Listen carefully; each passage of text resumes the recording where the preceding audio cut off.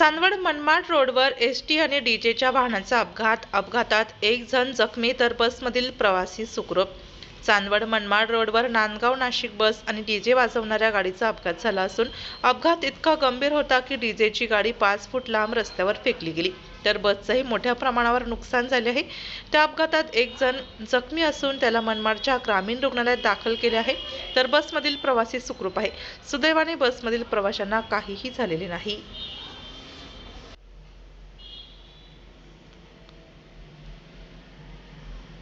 आपल्या जिल्ह्यातील व तालुक्यातील तत्काळ बातम्या व जाहिराती बघण्यासाठी आजच डीजे महाराष्ट्र न्यूजला सबस्क्राईब, लाईक करा। तसेच सर्व ठिकाणी प्रतिनिधी नेमणे आहे तरी संपर्क साधा 9822 49 99 40 89 83 1504 60।